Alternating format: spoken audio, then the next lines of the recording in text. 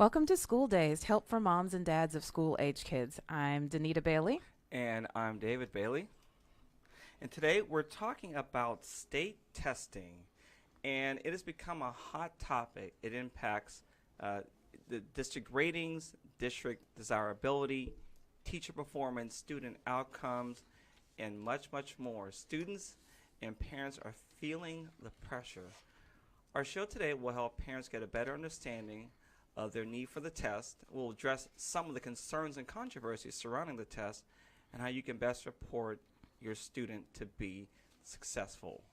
So I know as a math teacher that state testing was a really big part of your job and that you felt a lot of pressure. So Yes. just kind of talk a little bit about that. Yeah, so my first couple of years, I was in a Title I school, and we felt the heat. Like I was like from the from the frying pan into the skillet. How's that saying go? That exact thing. Yes, there it is. Yes. Well, that's how I felt. I walked in, and students were struggling, and back then it was the tax test. Right. And Is that what we took? No, you took the TOS Oh, that's test. right. Yeah. I'm old, Yeah, right? at the old school. Yeah. Okay. So, but it was just a lot of pressure.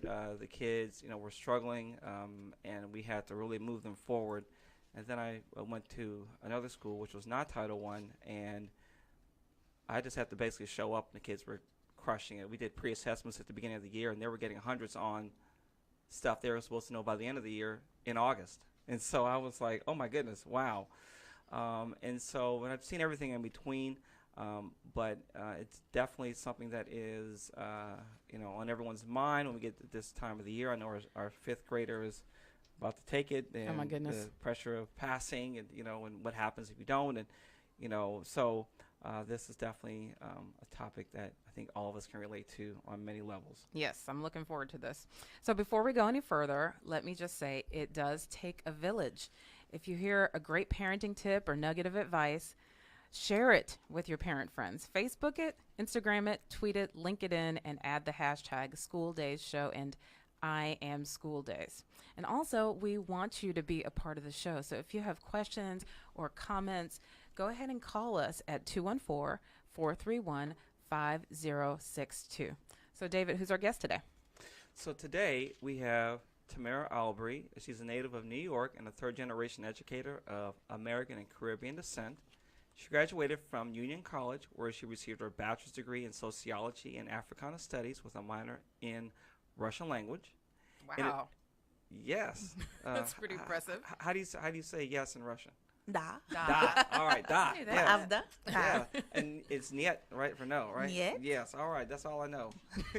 All right. So we'll keep on going. All right. So in addition, she attended University of Mississippi and the Teachers College of Columbia and completed graduate work in curriculum and instruction and transformational leadership. She has worked in both traditional and non-traditional school settings, as well as rural and urban areas. During her 20-year career in education, she has worked as a classroom teacher. What content did you teach? English and social studies. Wonderful. All right. And I lost my okay. Oh, and led. Here we go. See, I'm getting off track and got myself all messed up here.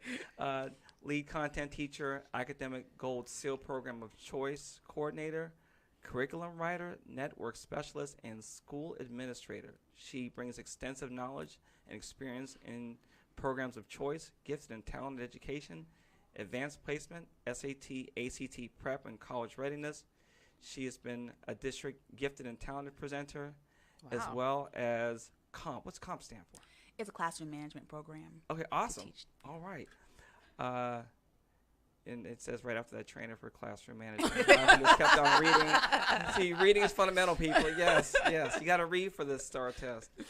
Okay. An avid traveler, she has participated in the Fulbright Hayes program to study in arts in Mexico, as well as several Fort Worth sister cities programs. In her current role, she leads a single-gender public school committed to empowering young women leaders and ensuring their success into and through college. She has been selected as a Tarrant County Influencer of the Week and will be featured in Voyage Dallas. Tamara is a member of Alpha Kappa Alpha Sorority Incorporated and the Junior League of Fort Worth. She enjoys volunteering her time to enhance the community of Fort Worth. And what do you not do? Right. She's Sleep? awesome. I don't sleep. Yes. That's all the time we have for our show today. Yes. Right. Thank you. We'll see you next week. Well, good. We have invited the right person to come and talk to us Yes. today. So thank you so much for joining us. Welcome. So first, let me just ask you, is it ESSA or ESSA, or what is that? What is that law? ESSA. that So affects? it replaced No Child Left Behind, or NICLB, which ended in 2015. Mm-hmm. And so the basic idea behind standardized testing as a whole is to provide a framework to make sure that all students are learning at certain levels. Right. Because prior to that, you didn't really have any way to gauge if students were learning. And definitely now, with the new STAR and accountability, they're also measuring growth, right? Because you talked about before how in one school, the pressure was on and students might have been behind grade levels, right? Right. And you went to another school and they came with more skills. And so Right. previously it was about how students were successful on the test, but now it's actually, are they growing? So Right. Okay. technically speaking, a student could not meet standard last year and not meet standard this year, but have grown a year, Okay. Right. as opposed to just being successful on the test. And so it really looks at what's happening in the class. That's great. So that's so that's the change, because what was happening is that schools who had students who were who had more skills were always high performing schools, but the students weren't growing. But then you have your low performing schools who maybe there was growth, but they weren't meeting that benchmark, and so they Right. were always low performing schools. Right. Okay. So that's one thing to be mindful of, because there's several different levels. You have did not meet, you have approaches, meaning approaching grade level. Then you have meets, which is meeting grade level, and then you have masters, which goes beyond grade level. So if your child it received meets last year, on last year's on STAR, they need to be minimally meet or commended this year, and that's how you know that they're actually growing. That's great. So that's one thing. I know you talked about ESSA, I'm sorry, which is the Every Student Succeeds Act from 2015, and it's different from No Child Left Behind in that it gives more control to the state, whereas No Child Left Behind was heavier on the federal end. And so it looks at the achievement of disadvantaged groups as a whole, like your students in poverty, your minorities, your students who are receiving special education services, as well as your English language learners. Okay. So that's where it really looks at, are they achieving? Not just, but are you meeting the needs of those students as well? Right. Because if there are special populations, and so making sure that they are, for the achievement gap, being just as successful as your mainstream students. Right. Absolutely. And so does this kind of keep the students from moving on when they actually don't have the skills that they need to move on to the next grade? Because So they call it high stakes because they kind of have been gatekeepers, sort of. Your fifth grade year, your eighth grade year, and that's why. And also for high school, for graduation, you have certain graduation requirements. right. As it relates to like your end of course exams or your STAR exams. And so and actually in fifth and eighth grade, those students have the opportunity to retake the test. That's why it's given earlier.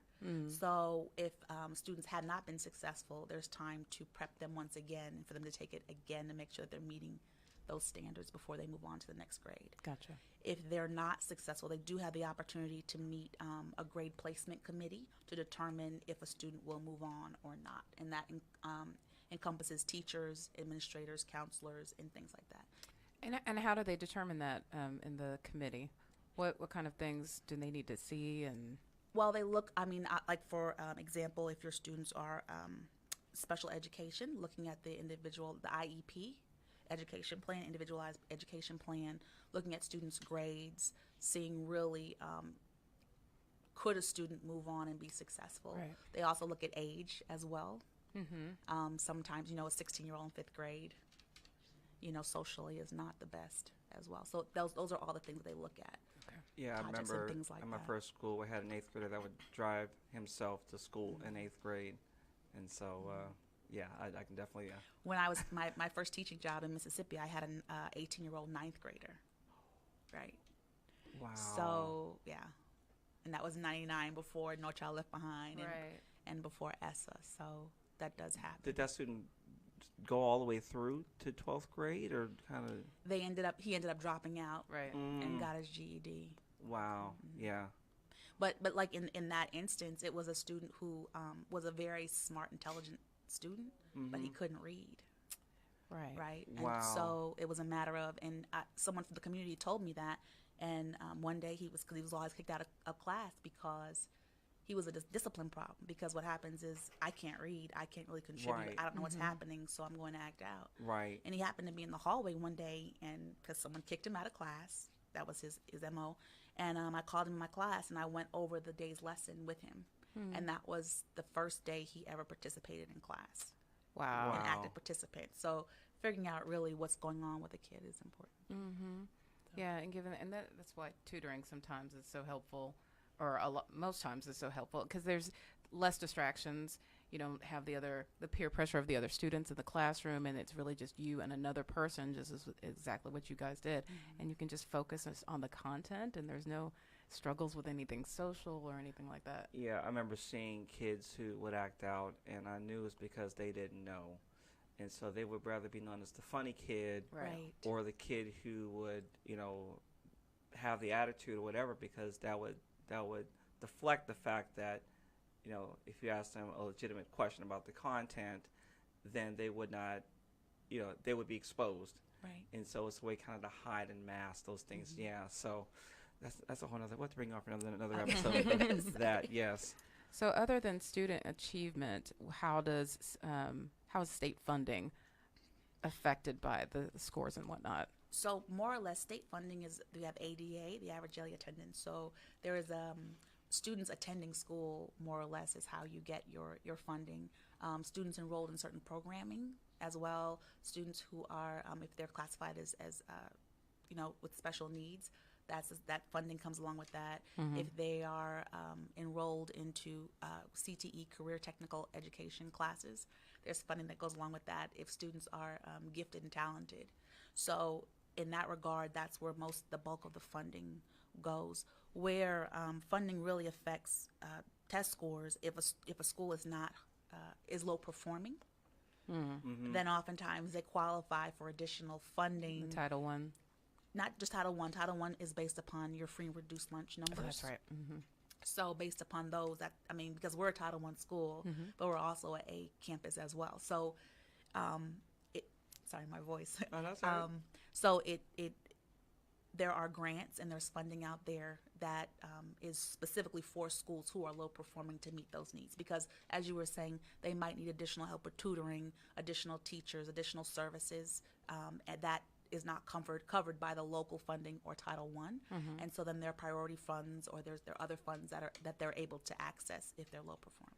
Gotcha. And where do those funds come? Like, is it from government agencies, or is it from outside businesses and corporations? Like, where do those additional monies come from? It's a variety. Some schools qualify for grants that are federal or state. There's also state monies, or also federal money. So it just varies according to the campus and the characteristics of the campus. Gotcha. Yeah. I mean, I remember, we used to have these Super Saturdays where They still do that, don't they? Yeah. yeah, We do. yeah, and I remember, 'cause I remember I had to leave my wife a lot. Hi, babe. I worked all week, and then I got to go on Saturday. And it was, they were long, they were intense, days to really get kids going, as well. And we got paid for it. And I know that wasn't a part of the the traditional budget as well. And so I can definitely relate But to that those. falls under Title I. Title I funds can Gotcha. be used for that. Okay. Yeah. So That's nice. I don't remember. So when I took what did I take? TOS. I took the TOS. TOS test, right? I don't remember there being so much focus on the test, and I know we didn't have No Child Left Behind back then. Because what year was that?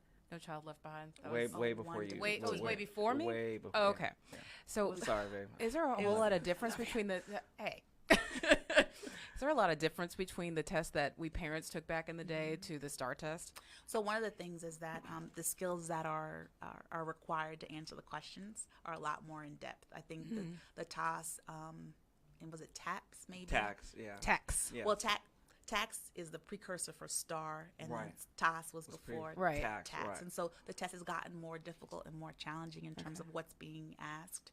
So it might, we have the TEKS, TEKS, Texas Essential Knowledge and Skills. And so a question might cover several different standards on the STAR as opposed to what was covered on the TAS. Gotcha. Yeah, because it's a lot different now. We certainly didn't have this much focus on the test then, and I remember it being very easy. Like it was surprising when somebody didn't pass, Right. because it was it's just kind of a breeze for most of the students. Well, I think in No Child Left Behind in '01 to 2015, that's sort of when that was at high stakes, because people realized that there were students that were really being lost in that gap, and there was no way to be accountable that students were learning. Right. And so with that, that's kind of where that came from, to make sure. And especially when you think about, and education got together with businesses, because the whole idea, we are producing the workers of tomorrow. Right. And so their needs in the business world, what the ideal employee has, what skills they need, and that kind of helped form it as well. What's done there. Does passing the test indicate a student's college readiness? It does not. Talk about that. So when the students apply to college, right, they don't ask for their STAR scores. Right. When they're applying to Harvard, when they're applying to Rice, when they're applying to UT, when they're applying to Prairie View, when they're applying to Wild, they don't ask for their STAR scores. That's the state minimum standard, saying that they've met those standards in the state. When you're looking at college readiness, your college readiness exams would be your ACT, your SAT, those kinds of things, your Texas Success Initiative courses. Yeah. Those are the three that really indicate college readiness. Yeah. And based upon, there's actually a cut score that for students, when you think of college readiness, it's kind of an ambiguous term. True. Right. And so one of the things that we have done on my campus is that to really define what that is. And so for us, it's college readiness means if one of our students steps onto a college campus tomorrow, they will not be in a non-credit remedial course. That's good. Yeah. That's how we identify as college readiness. And Right. so you use the SAT, the ACT, or the TSI to dictate that. Yeah, I think there's when I was talking with kids, and their mentality was, well, I passed the STAR test last year, so I'm good. And I'm like, no, not really. Because, they can think, well, they're passing, but then as you probably well know that when you're looking at the College Board and ACT, how many kids they're categorizing as not college ready. It's a very high percentage. 60 to 70% range in mathematics as well. And so it definitely is something that for just for parents to be aware of, is just because this is the basement standard, that the STAR test is the basic skills that the state says is needed to be proficient to move on to the next grade. That's all it indicates. That's basically what you're saying, right? And high school completion. So if you're not successful, then you don't graduate from high school, so you can't go to college. Right. Right. And then so that's the thing also there with that. What's the passing score? So it varies, right? It Yeah. varies. Mhm. Okay. Yeah. Per grade, or how does it vary? Per grade, Per subject? it all Okay. varies. Okay, but I just remember you saying it's pretty low. The passing score is For pretty low. math, Yeah. some school, it varies. Yeah, I know, because when I taught sixth grade math, that is, as you know, that's a very loaded year, where it's a big shift from fifth grade to sixth grade and how much they're learning. And so statewide, the scores, from my understanding, is that those scores are the lowest average from sixth, going up through the grades. And so when I was coming through, I just left the classroom last year. So, the approaches standard, was down there in the mid 40s.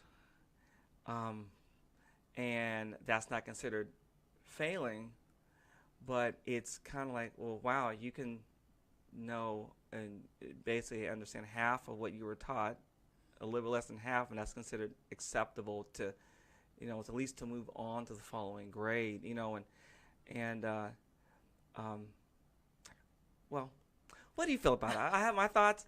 Um, So I started teaching in 90. I don't want to date myself. I did say We've already 20 years. dated ourselves. In Texas, I started dating. I mean, dating. I started teaching in '02, right? Okay. So I've just seen the kind of the evolution of the accountability system. So at one point, it was everyone to be on the meets level. Like it was moving where eventually you couldn't approach anymore and pass. You had to actually get to the meets level. mm-hmm. And I think that the introduction of that growth measure is so important. Right. Now it's about your students growing. Yeah. And that piece, I think it ensures that what's happening in the classroom is such that your child is growing from year to year. Right. Right. Does that make sense? You're right, because success isn't necessarily. I remember we measured success by how are we growing our students from year to year. So if they were at this level the prior year and now they are on another level the next year, that's considered growth. But I also remember the challenges of the emphasis being on the kids who were struggling. And so what happened was kind of indirectly, and I think unintentionally, was kids were being neglected at the higher levels because I'll be honest, the mentality was, well, they're good. They're going to be okay. We're not worried about them because they're they're going to be okay. But we have to really kind of come around the students who are really struggling because if we don't get those kids up, then that's going to impact everything from the teacher evaluations to the school ratings to district ratings to the desirability of the campus. There's so many implications of it as well, and so it definitely is a challenge to. Well, it kind of leads to another question: is how do you, as a principal, how do you ensure that all students at all levels are moving and making progress? What type of measures do you put in place with your teachers on your campus to ensure that every child is moving forward? So one of the things but I wanted to add that with the growth measure, now it's not that those kids are okay. Right. Because those students have to either maintain or grow a year, regardless of if they are meets or they're commended masters. They have to maintain that level. Right. And so you have to make sure that they're maintaining that level. So one of the things that I have my teachers do is kind of tier their kids. Okay, where were they last year? Where do they need to be this year?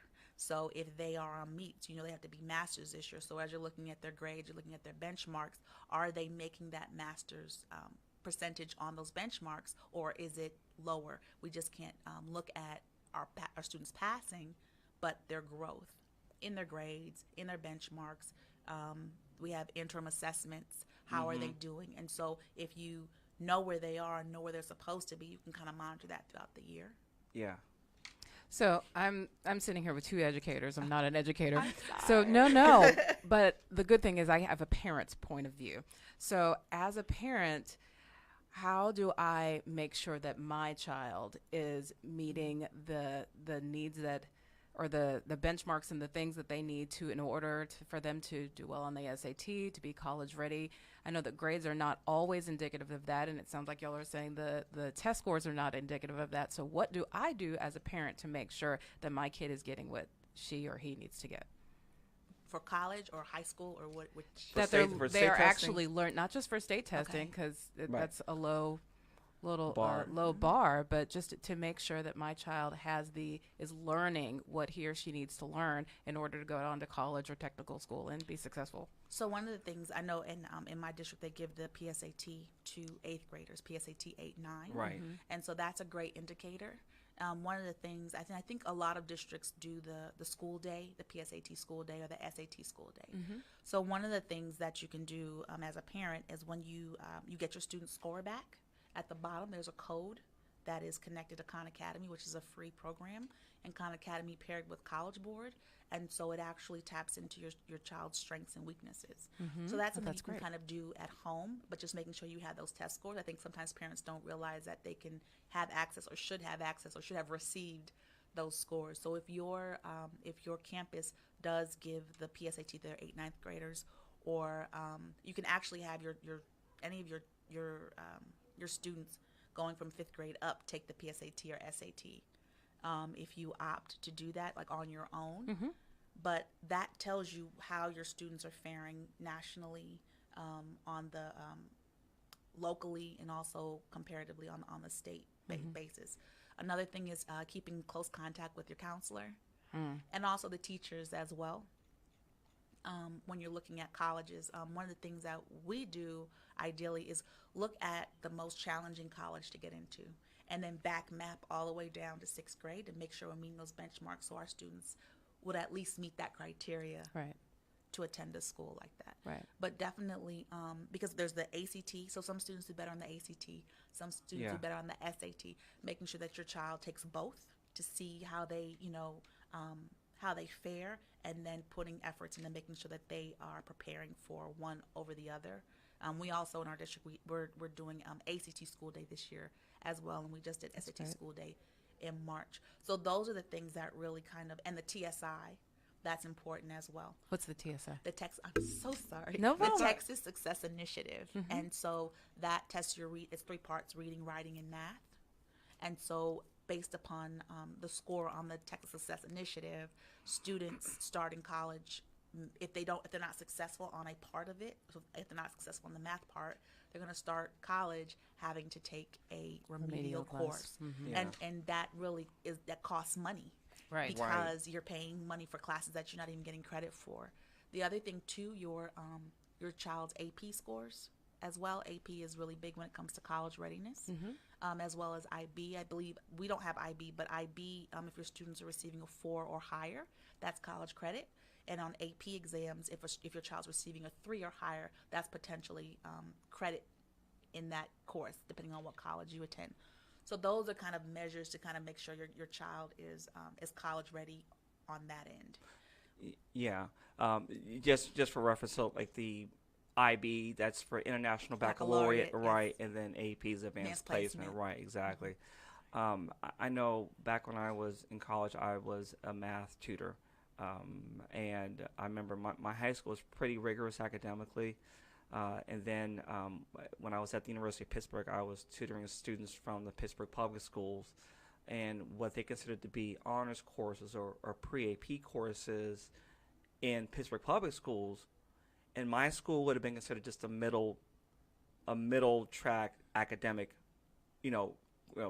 track. So I remember seeing these problems like, man, this would not have hit the mark as far as what we were covering at this same categorization of academics. So what are questions that parents can be asking of their teachers? Let's say right now my child's in 2nd grade, my child's in 5th grade, my child's in 8th grade, like appropriate questions to monitors to see kind of where their child, as far as what they're getting, maybe not necessarily exactly what we're teaching this day or this week, but that they're on track to be adequately prepared.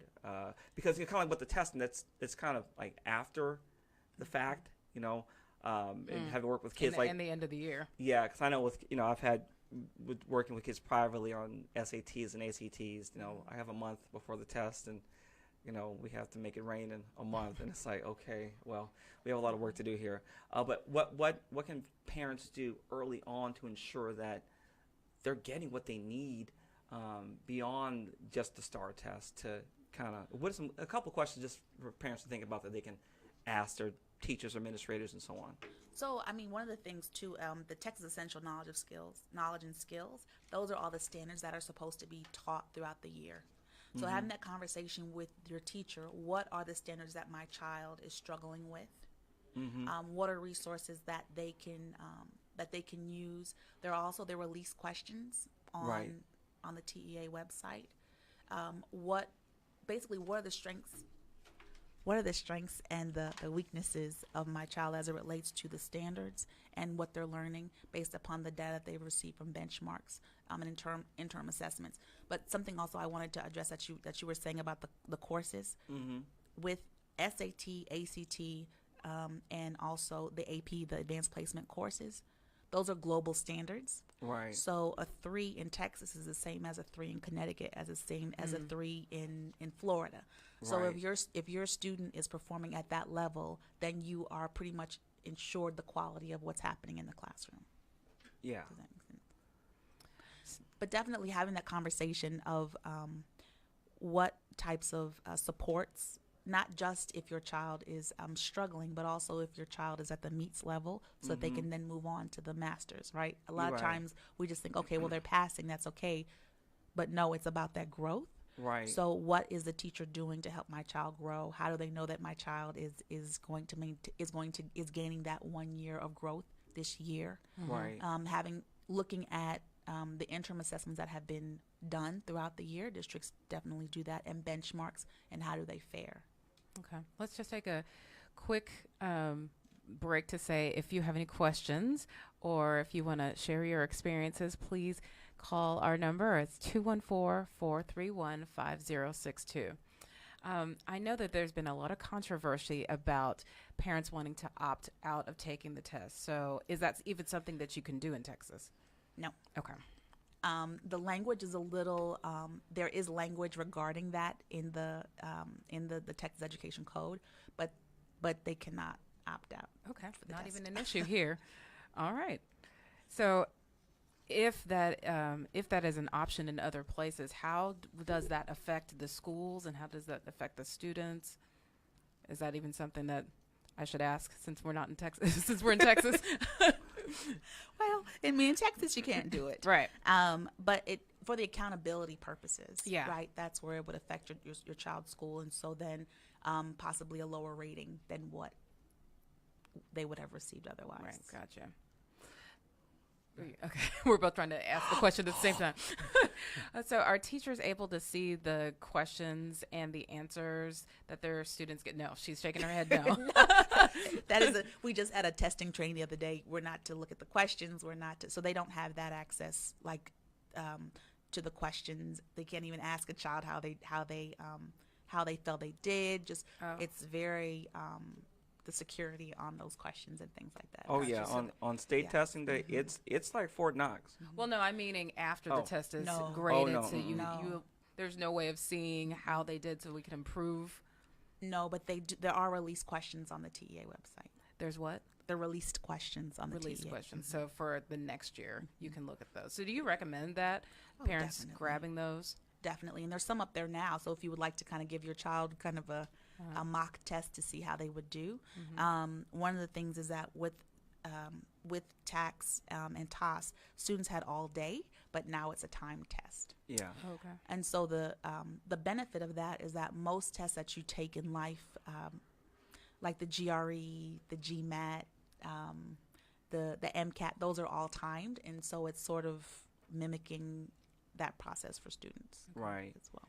Yeah, I know that, when I deal with high school students, one of the big shocks is the time constraints that they have to answer so many questions. Like, I know one of the reading portions of the SAT, you have 45 minutes and 75 questions, not even including the reading passages you got to actually read through before you even get to the answers. And so I think that shock of, man, I have to really cover a whole lot and, in so little time, it has an impact on, on how they even approach the test. So I think it is good that they're learning how to have time constraints, even on, our district benchmarks that, we would give and, well, I'm running out of time. Well, it is what it is. You have to find a way to, to make that work, as well.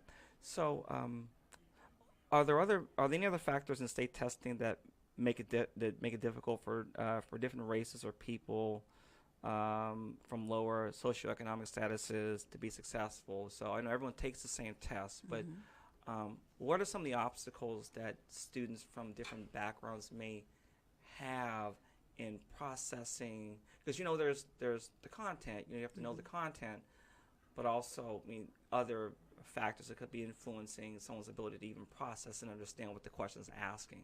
What are your thoughts on that?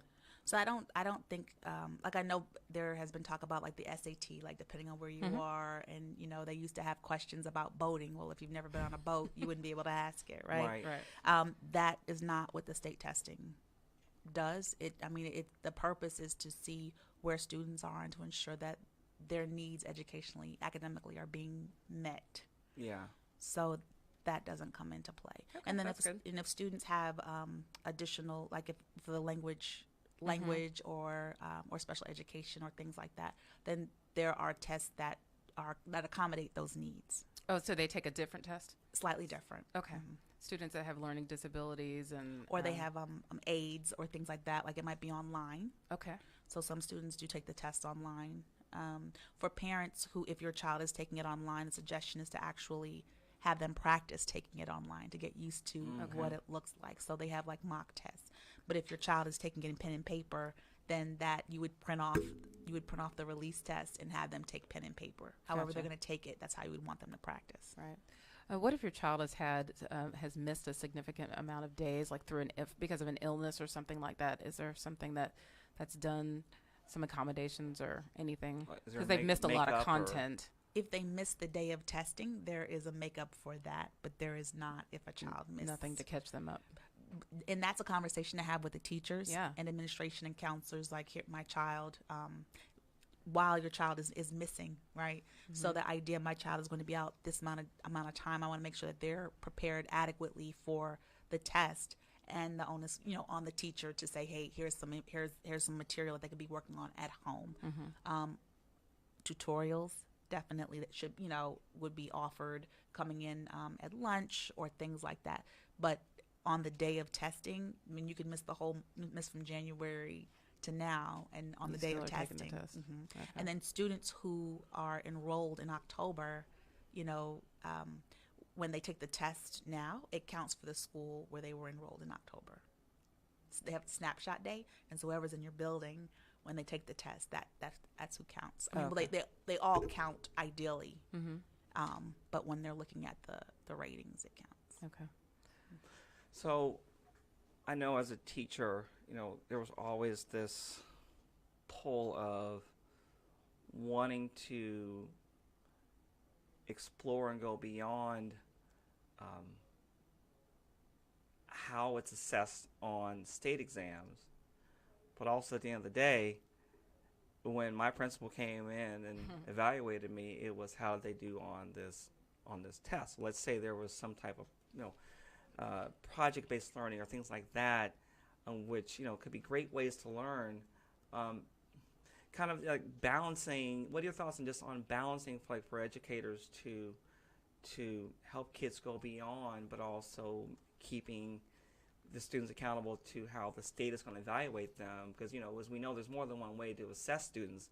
But at the end of the day, everything rises and falls on the STAR test or whatever it is for your particular state. So, how do we help? How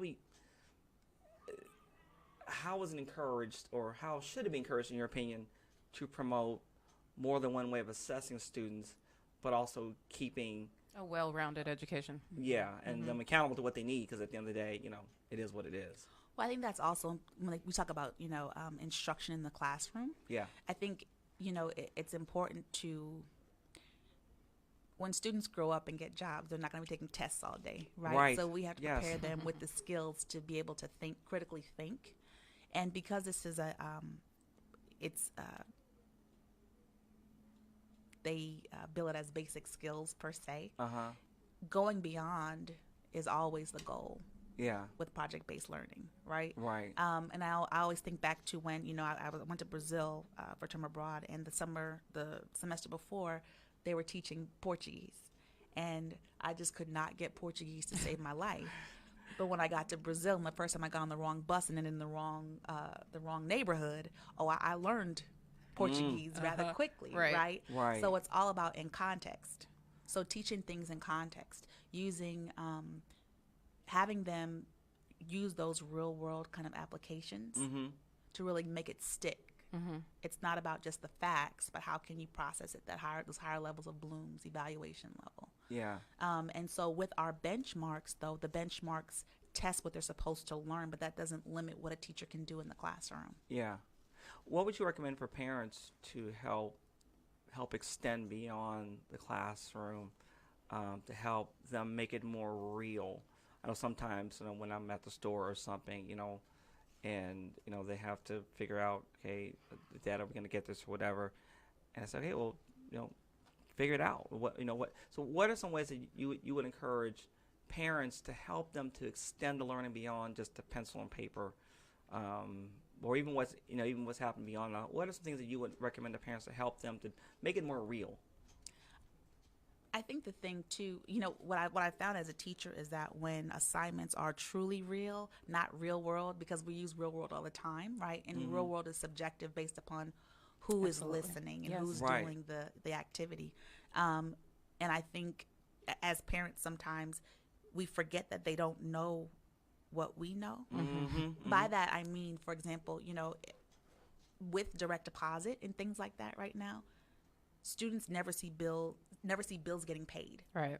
Everything just stays on, right? So having those kind of conversations about money, about how to balance a checkbook, that's addition and subtraction. When they're planning a family trip, if possible, even to Six Flag, okay, how much do we need? How long is it going to take us to get there? Yeah. Encouraging them to write in journals.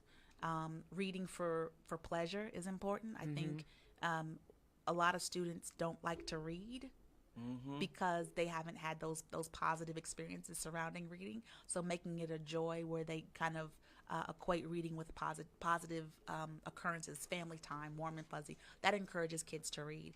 Something else too, if your child is struggling in reading, say a child is struggling in reading, a great thing would be to have your child volunteer at a nursery school to read to a younger grade, someone in a younger grade, a younger age. At church, read to a younger child or younger siblings. Yeah. Because what happens is when you build the confidence in the reading and also the fluency because they're doing a lot of reading, and you're helping out that younger child as well to build those positive things. So there's a lot of things. I mean, there's learning in everything that we do, just being creative. There are a lot of free enrichment programs out there. Your Boys and Girls Club, your local community colleges have opportunities for students as well. But reaching out to those kinds of things to kind of really extend the learning and make learning fun. Yeah. Because the more that they enjoy learning, the more they're going to want to do it, if that makes sense. Yeah. Yeah, you're right. But even like when you're cooking chemistry, if a recipe, it has halves and thirds and things like that, but you increase it, have them increase it and make the meal for the family. Oh, okay, well you messed up, that's because the chemical combination, things like that. That's real world where there's a real where it's high stakes, no pun, if they mess up, what I mean? Right. That- Yeah.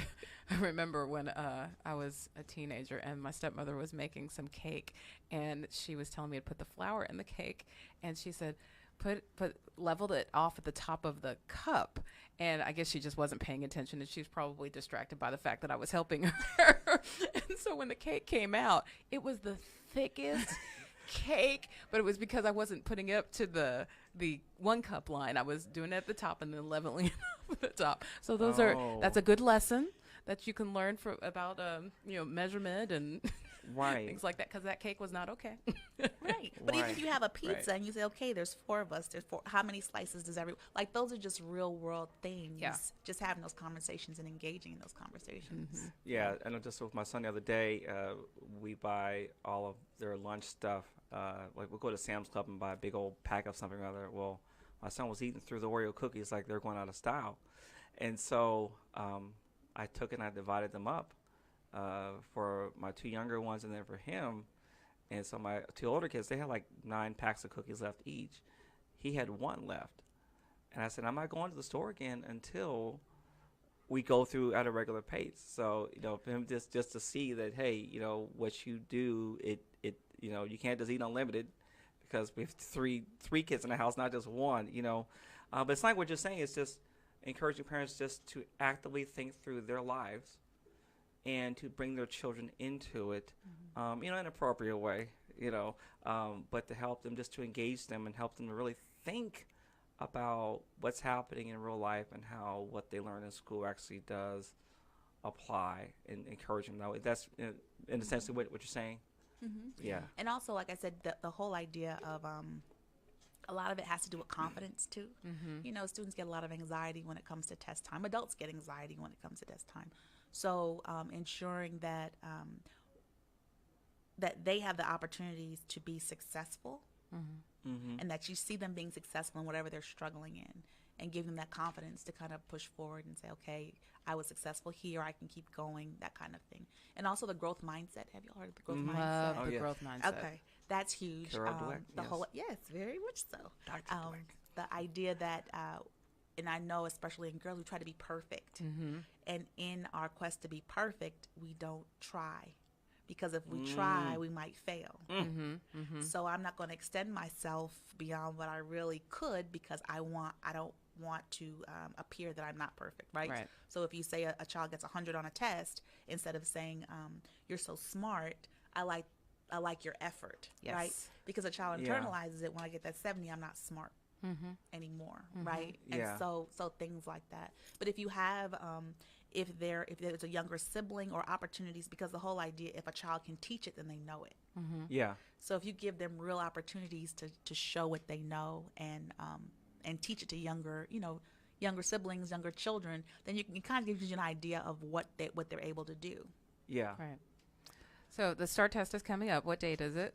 April 9th, I think. April 9th? Yeah. Okay. So what are some things that I as a parent can do to prepare my child as far as, reducing stress and just different things that we can do in the next, week and a half, I guess? So definitely the day of, having a good breakfast, not too much because you don't want them falling asleep from your breakfast, right? Sleeping, that's important as well. Doing mindful activities. Mindfulness, if you Google mindfulness, ways to kind of, if they feel anxiety, kind of how to de-stress, how to self-monitor during the test, going over things with them in that nature. Working with the teacher to kind of say, hey, what are you doing in the classroom that I can support you at home in the next couple of weeks?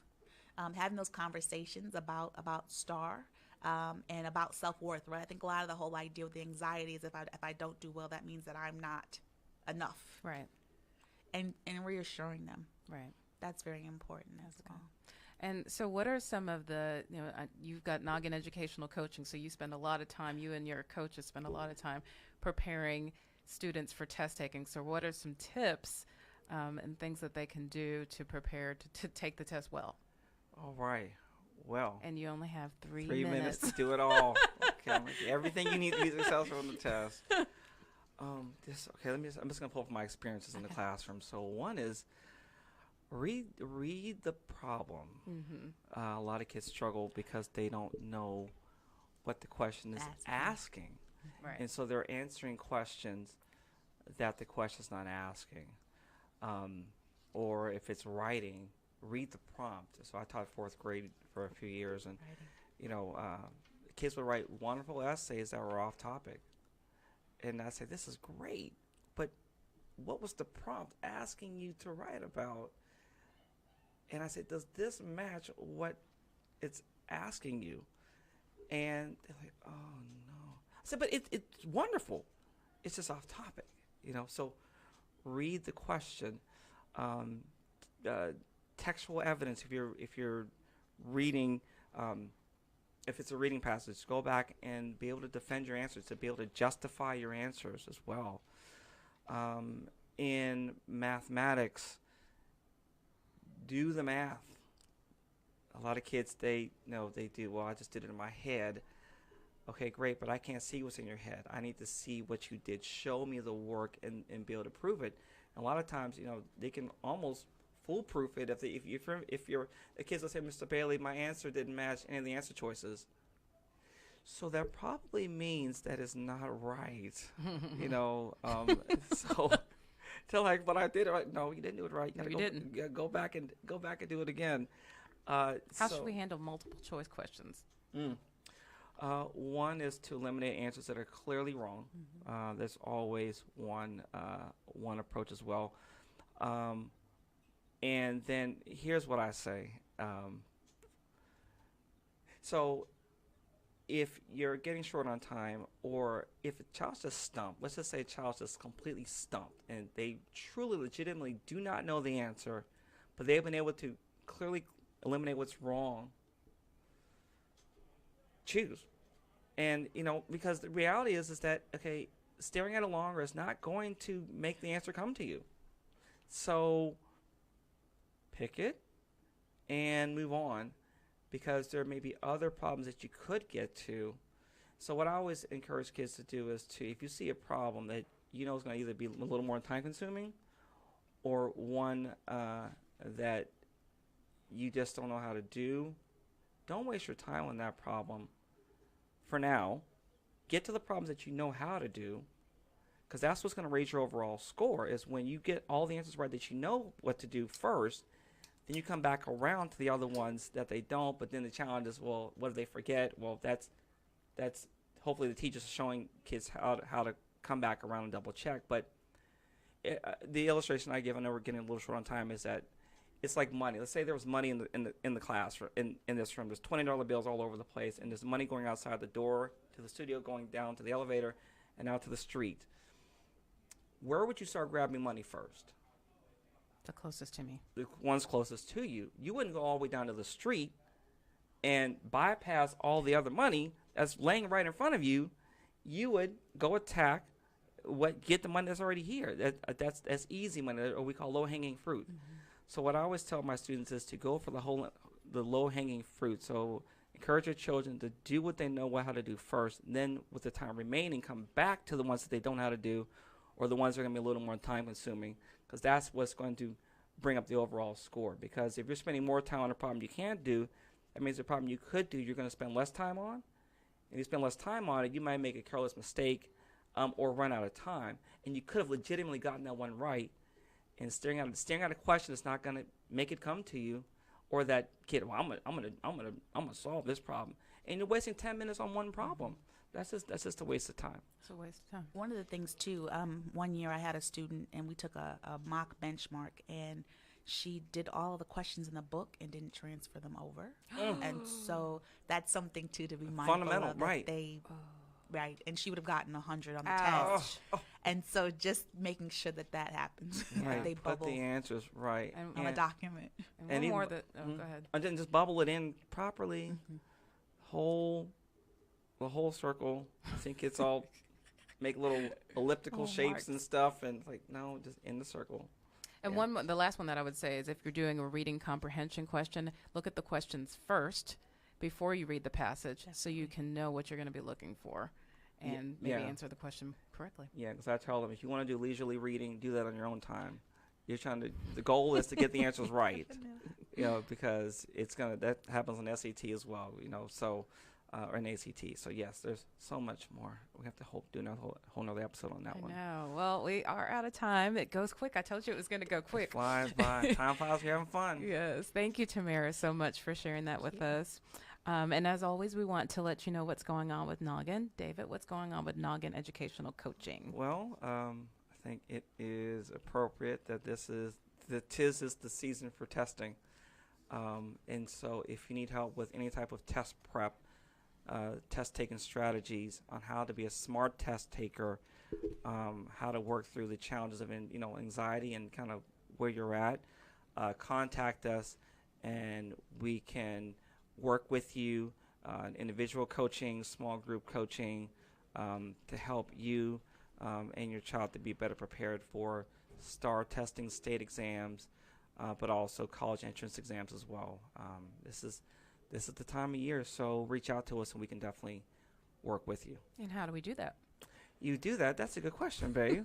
Not just reach out to me. Smoke signals, that's how you do it. So you can email me at david@noggineducation.com or info@noggineducation.com, or you can also reach us through the number 682-422-6855.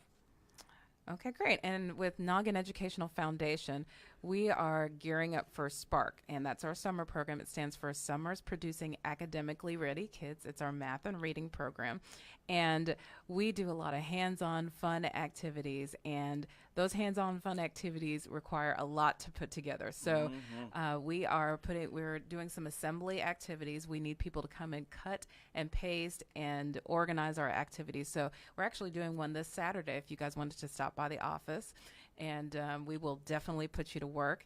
And if you're interested in that, you can go to Noggin, and Noggin is spelled like your head, Noggin, foundation.org. And you can also find us on our School Dazed website. That's schooldazedshow.com. So, David, what's happening next week?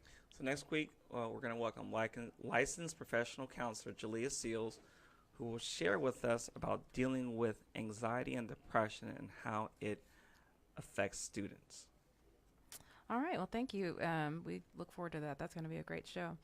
And as always, head to our website, schooldazeshow.com, for more information. And remember, you don't ever have to miss a show. If you're working while we are broadcasting live, you can go to Spotify, Apple Podcasts, Google Play Music, and Stitcher, and you can find our podcasts and any missed shows that you've already missed. And you're going to want to follow us on Facebook, Instagram, and Twitter. We share a lot of really good information, parenting tips, and information for how to help your kids with school. And on holidays, I'm always sharing trivia about the holiday and, as of course, information about School Days show. So you can find us on social media at Noggin Foundation. And we always want to end our show by saying that David and I are parenting by grace. We depend on God to give us the wisdom and the strength that we need to raise our kids into flourishing adults. And if you'd like to know more about that, feel free to email us at info@schooldazedshow.com. Have a great week. And thank you again so much for coming, and we're so glad you came to share your insights with us. All right, take care, everybody. Bye.